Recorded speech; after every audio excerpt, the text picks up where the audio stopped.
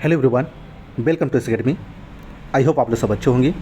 आज इस वीडियो में हम लोग डिस्कस करने वाले हैं आप लोग के पटवारी, फॉरेस्ट, जेल प्रहरी, जेल अधीक्षक और क्षेत्र रक्षक के लिए जो भूगोल से संबंधित अभी तक जितने भी इंपॉर्टेंट क्वेश्चन पूछे गए हैं, जितने भी एग्जाम में पूछे गए हैं, उसको डिस्कस करने वाले हैं। भूगोल के जितने भी इंपॉर्टेंट क्वेश्चन बनते हैं और एग्जाम में पूछे गए हैं अभी तक और आने वाले एग्जाम में आप लोग के पूछे जाएंगे, वही क्वेश्चन आज इस वीडियो में डिस्कस करने वाले हैं।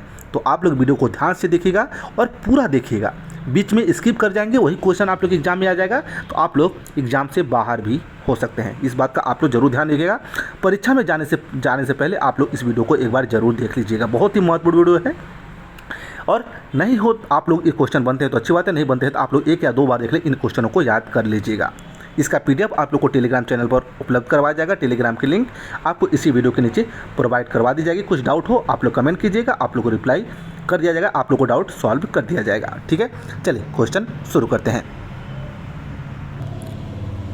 पहला क्वेश्चन आप लोग के सामने है, पवन की अपवाहन क्या है? पवन की अपवाहन क्रिया यानी डिफ्लोटिंग एक्शन के कारण बने गर्तों को क्या कहा जाता है? क्या बोला यहाँ पे लिखा है, गर्तों को क्या बोला जाता है? डिफ्लोटिंग एक्शन के कारण बने गर्तों को क्या कहा जाता है? वात गर्त के रूप में जाना जाता है। किसमें? वात गर्त के रूप में जाना जाता है। अगला सवाल है, किसके ऊपर ताप तीव्रतापूर्वक बढ़ता है बहिर्मंडल पे? बहिर्मंडल जो होता है यहाँ पर ताप जो है तीव्रता रूप में बढ़ता रहता है। ठीक है, आप लोग को ध्यान रखना है, बहुत ही महत्वपूर्ण क्वेश्चन है।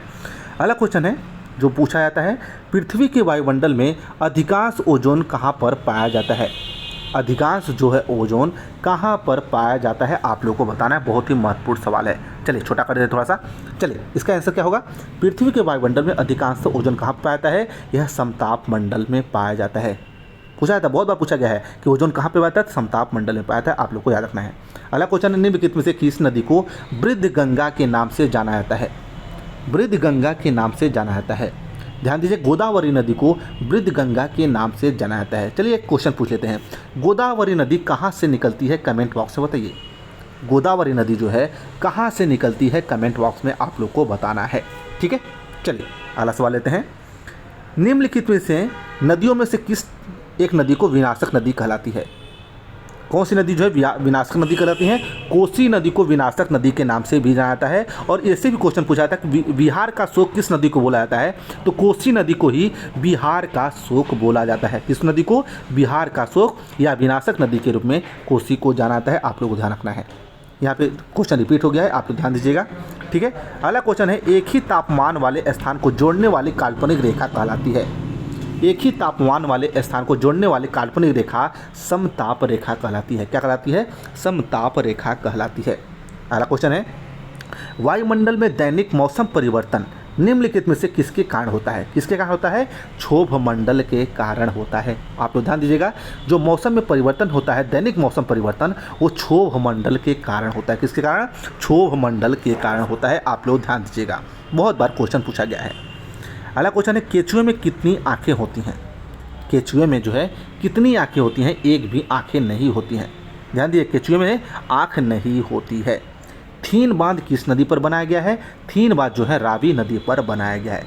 किस नदी पर? रावी नदी पर बनाया गया है। ठीक है, चलिए अगला क्वेश्चन लेते हैं, गांधी सागर नगर, क्या गांधी नगर, जवाहर सागर तथा राणा प्रताप सागर बांध किस नदी पर निर्मित है? किस नदी पर?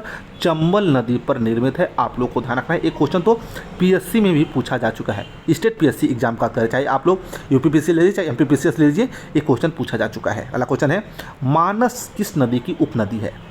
मानस जो है गोदावरी नदी की उपनदी है। आप लोग से क्वेश्चन पूछा गया, ध्यान दीजिए, जो लोग भी कमेंट नहीं कर रहे आप लोग समझ लीजिएगा, आप लोग से नहीं बन रहा है या बन रहा है, क्या समझे?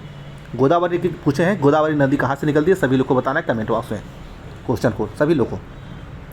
अगला क्वेश्चन, निम्न नदियों में से किसका सर्वाधिक बड़ा जल ग्रहण है? ये गोदावरी नदी क्षेत्र का जो है जल ग्रहण सबसे बड़ा क्षेत्र है। निम्न में कौन सी नदी यमुना नदी में नहीं मिलती है? सोन नदी जो है यमुना नदी में नहीं मिलती, आप लोग को ध्यान रखना है। अगला क्वेश्चन है, हाल ही में केंद्र सरकार ने जिस राष्ट्रीय नदी का दर्जा देने की घोषणा की है वह कौन सी नदी है? यानी गंगा नदी को राष्ट्रीय नदी देने की दर्जा देने की घोषणा की है, आप लोग को ध्यान रखना है, एक क्वेश्चन पूछा गया है बहुत बार। अगला क्वेश्चन, निम्नलिखित में से कौन सी नदी कृष्णा नदी की सहायक नदी नहीं है? अमरावती नदी जो है कृष्णा नदी की सहायक नदी नहीं है, आप लोग ध्यान रखना है, बहुत बार पूछा गया है। सूरत किस नदी के तट पर स्थित है? सूरत जो है ताप्ती नदी के तट पर स्थित है। वेरी वेरी इंपॉर्टेंट क्वेश्चन है।